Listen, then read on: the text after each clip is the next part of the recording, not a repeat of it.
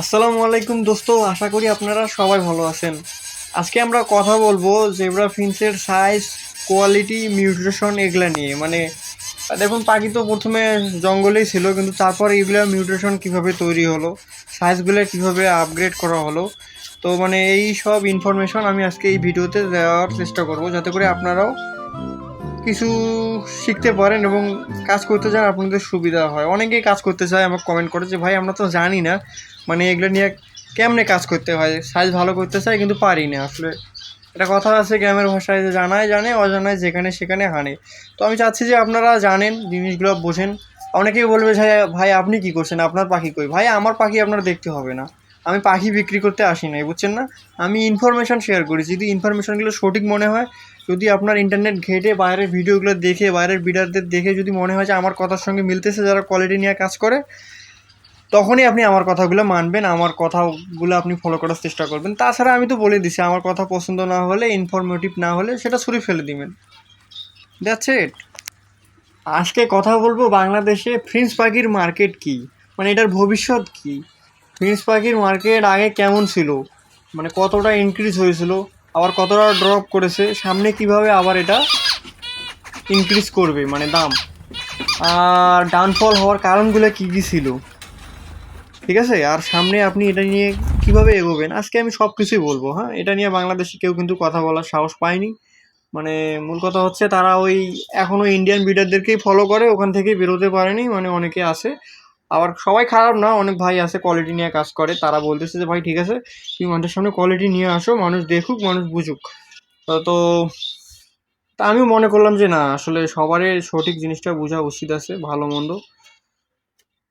এখন কথা হচ্ছে, কিভাবে এসব হলো। দেখেন, বাংলাদেশে যখন পাখি ঢুকছিল, আপনি এখনো ভয় পান, অনেকেই ভয় পায়, কিন্তু বিষয়টা আসলে এটা না। বাইরের দেশ থেকে পাখি আনতে গেলে আপনার একটা যদি এক্সিবিশন সাইজের আপনার চারকোল আনতে চান, 50,000 টাকা প্লাস খরচ পড়বে। আপনি যদি একটা এক্সিবিশন সাইজের একটা ইমো আনতে চান ইংলিশের মধ্যে, তাও ওই রকম আপনার 30-40 হাজার টাকা তো পড়বে কমসে কম, বুঝছেন না? তো এইরকম কোয়ালিটির দাম তাদের দেশেও এইরকমই বিক্রি হয়। এটা আমি পাখির দাম বললাম, আবার যে যাতায়াত ভাড়া, মনে করেন যে কেউ যদি গিয়ে নিয়ে আসে বা কন্টেনারে করে আনে, তো সেগুলোরও শিপমেন্টের খরচ অন্যরকম, প্লাস হবে ওটার সঙ্গে। তো তাই বলবো যে আসলে বাইরের থেকে কেউ পাখি নিয়ে এসে সরাসরি এই 5-6 মাসে যে একদম পুরোধুরা বিট করায় পাখির দাম অনেকটা কমে আসবে, তা কিন্তু না।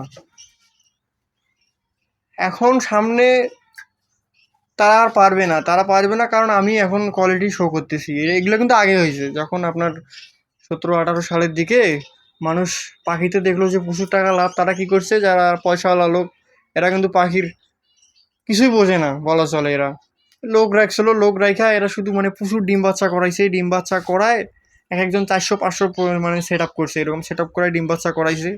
এখন আপনাকে একটা কথা বুঝতে হবে, বাংলাদেশ থেকে পাখি কিন্তু বাইরের দেশে পাঠানো যায় না। বাইরের দেশ থেকে কিছু পাখি বাংলাদেশে আনা যায়, কিন্তু বাইরের দেশে পাঠানো যায় না। এই যে তারা যে এতগুলো করে পাখি 400-500 করে যে সেট আপ তৈরি করছে, এখন কি কারণে যায় না ওটা আমি পরে বলতেছি। কিন্তু এই এত পরিমাণে বাচ্চা করাইছে, যেহেতু বাইরের দেশে পাঠানো যায় না, ফলে কি হয়েছে, তারা কে আগে পাখিটা ছেড়ে দিয়ে উঠে পালাইবে, ব্যবসা গোছায় কে আগে পালাইবে, এরকম একটা পরিস্থিতি তৈরি হয়েছিল।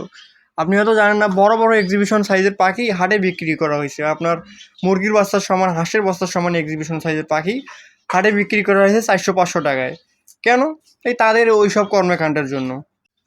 এই জন্য সোজা কথায় বলতে গেলে বাংলাদেশে ফ্রেঞ্চ পাখির ভবিষ্যৎ নাই। শখে পালেন ঠিক আছে, শখে কোয়ালিটি নিয়ে কাজ করেন, ওই জন্য তো আমি বলছি যে শখে ভালো সাইজের পাখি রাখেন। 10 জোড়া পাখি খাওয়াইতে গেলে আপনার খুব একটা পকেটে টান পড়বে না। অনেকে তো পেডিসেলের সঙ্গে কথা কয়, মোবাইলে অনেক টাকা খরচ করে। তো সেই পরিমাণ টাকা যদি আপনি পাখির পিছনে ইনভেস্ট করেন, অবশ্যই সেখান থেকে বেনিফিট পাবেন। কিন্তু যারা বিজনেস করতেছে, এরা ম্যাক্সিমামে চোর, এরা সরকারকে ট্যাক্স ফাঁকি দেয়, এদের তো লাইসেন্সই নাই, অনেকেরই লাইসেন্স নাই। এখন জানি অনেকের কাছে আমি খারাপ হয়ে যাব। লাইসেন্স না থাকলে কি কি সমস্যা হয়, একে তো সরকারকে ট্যাক্স ফাঁকি দেওয়া হয় না, ফলে সরকারের যে সুবিধাগুলা, ট্রানজিটের যে ব্যবস্থাগুলো, ওগুলাও পাওয়া যায় না সরকারের থেকে। বাইরের দেশ থেকে নিলে অনেক কিছুর ব্যাপার থাকে, অনেক ডাক্তারি টেস্টের ব্যাপার থাকে, বাইরের দেশ থেকে পাঠাতে গেলে বা নিতে গেলে এই যে অনেক কিছু, মনে করেন যে আপনার ডাক্তারি ফর্মুলা কিছু আছে, ফর্মালিটিস, ওগুলো পূরণ করার লাগে। তো এই সব কিছু তখনই করা সম্ভব হয় যখন একটা একটা ফার্ম পুরোপুরি সরকারিভাবে পরিচালিত হয়, তারাই বাইরের দেশে পাঠাতে পারে, ঠিক আছে? কিন্তু তারা তো আর এসব করতেছে না, তারা ট্যাক্স ফাঁকি দিচ্ছে। সরকারি খাতায় তাদের নামই নাই, কি আর বলবো, আমরা তো বাঙালি, আমাদের একটু পরিবর্তন আনা দরকার, তবে কিন্তু আমরা সারা বিশ্বে ব্যবসা করে খেতে পারবো। এই দেখেন পাকিস্তানে কত ভালো কোয়ালিটির পাখি, এরা এখনও ঠিকই আছে, এরা আমাদের মতো না। এরা সরকারি নিয়ম নীতিমালা মেনে সারা বিশ্বে এরা পাখি ডেলিভারি করতেছে। এই জন্য পাখি শখে পালেন, অত ব্রিড করাবেন কেন? বছরে 2 থেকে 3 বার ব্রিড করান, সাইজ কোয়ালিটি মেনটেন করেন, ভালো সাইজও থাকবে, ভালো দামও থাকবে। কিন্তু একদিনে যে ফাঁকা মাঠে গোল দিবেন সবার আগে পাখি এনে, তাহলে ওই এক সিজনে ব্যবসা করতে পারবেন, এরপরে দেখবেন যে আর নেওয়ার মতো লোকই নেই। আচ্ছা, তো এতক্ষণ আমি কথা বললাম মানে বাংলাদেশের প্রেক্ষাপট নিয়ে, কিন্তু একবার ভাবেন যে বাইরের দেশের ব্রিডাররা তারা জঙ্গল থেকে কত ছোট সাইজের পাখি এনে ব্রিড করায়, সেগুলো কোয়ালিটি বড় করছে, কত সময় নিয়ে তারা কাজ করছে। তারা তো ওই প্রথমেই মনে করেন যে পাখি উড়ে ধরে ব্রিড করে ছেড়ে দেয় নেই।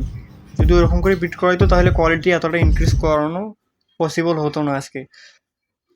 হ্যাঁ, তাদের শুরুটা কীরকম ছিল, তারা জঙ্গল থেকে পাখি সংগ্রহ করে কলোনি ব্রিড করেছিল। কলোনি ব্রিড করানোর ফলে মনে করেন যে আপনার কিছু জেনেটিক ইরোর আসছিলো। জেনেটিক ইরোরটা কী জিনিস, আপনি দেখতেছেন দুটোই নর্মাল গ্রে পাখি, এখন নর্মাল গ্রে থেকে হঠাৎ করে একটা অন্যরকম কালার চলে আসলো, পাইট চলে আসলো। তারা তো অবাক হয়ে গেলো যে না, এটা আবার অন্যরকম পাইট, এই কালারটা অন্যরকম দেখা যাচ্ছে। মানে তারা যারা ব্রিডার ছিল তারা চিহ্নিত করে ওগুলা আলাদা সেপারেট কেজে ব্রিড করাইতো। ওই রকম কাছাকাছি আর যেটা পাইট ছিল দুটো ওই রকম দিত, দেওয়াতে বাচ্চা দেখতেছে না এরকম হচ্ছে। তো এইরকম মনে করেন যে আচমকায় হঠাৎ করে মিউটেশনগুলো চলে আসছে। এই মিউটেশন সবগুলো কম্বিনেশনে বানানো যায় না, কিছু কিছু মিউটেশন কম্বিনেশন করে বানানো যায়, যেমন ফুল বডি 3B, আরও কিছু মিউটেশন আছে ওগুলো কম্বিনেশন করে বানানো যায়, যেগুলোকে আমরা এক নামে হয়তো চিনি। আবার ধরেন এমু, যদি সরাসরি এমু ধরা যায়, শুধু নামটা এমু, তো এমুটাও কিন্তু ওইভাবে আসছিল, মানে একটা জেনেটিক ইরোর থেকে চলে আসছে। মানে ব্রিডার চিহ্নিত করতে পারছে যে না, এই বাচ্চাগুলো একটু অন্যরকম। অনেক বাচ্চা আছে, কিছু তারা টেকাইতে পারছে, কিছু টেকাইতে পারেনি।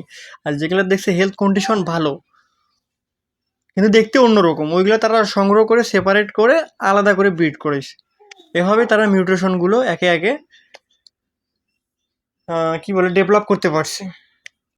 মানে এই নর্মাল গ্রিড থেকে সবগুলো আসছে, বাচ্চা কাচ্চা হয়েছে, কিছু বাচ্চা দেখছে যেগুলো অন্যরকম লাগছে, মানে ব্ল্যাক চিক আছে, কিছু কিছু ব্ল্যাক ব্রেস্ট আসছে, কিছু অরেঞ্জ ব্রেস্ট আসছে। এগুলো একদিনে আসে নাই, অনেক সময় লাগছে। মানে এগুলা কখন ঘটে, মনে করেন যে দেখা যাচ্ছে 1 লাখে একটা, 1 লাখ পাখি ব্রিড করা এরকম একটা মিউটেশন আসছে। এখন আপনি প্রশ্ন করতে পারেন তাহলে এখন আর আসতেছে না কেন?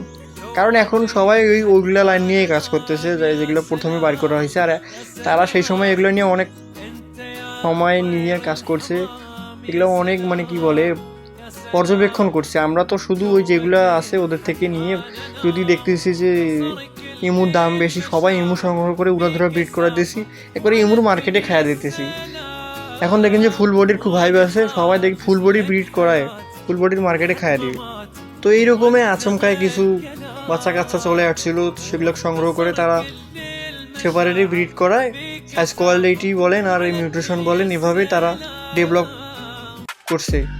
তাদের এত সফলতা কোথা থেকে আসছে? তাদের ধৈর্য ছিল, তাদের প্রচুর ধৈর্য, আর বাঙালির তো ধৈর্য নাই, আমরা হলাম অধৈর্য জাতি। আমি নিজেও একজন অধৈর্য মানুষ, কি আর বলবো। এই জন্য বলতেছি, পাখি বেশি পরিসরে পারলে আপনি সরকারি নীতিমালা মেনে চলুন, যদি অল্প পরিসরে পারেন তাহলে কোয়ালিটি নিয়ে কাজ করেন। ওই যারা একসঙ্গে অনেক পাখি পালবে তারা আসবে আবার চলেও যাবে, আপনি অল্প পাখি পাললে আপনি থেকে যেতে পারবেন।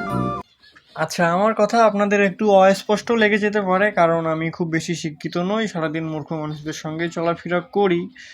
আর তারপরও আমি চেষ্টা করি আপনাদের সামনে সঠিক ইনফরমেশনগুলো নিয়ে আসার। তাই বলবো, ভিডিও ভালো লাগলে, ইনফরমেটিভ মনে হলে অবশ্যই লাইক করবেন, শেয়ার করবেন, সাবস্ক্রাইব করে পাশে থাকবেন।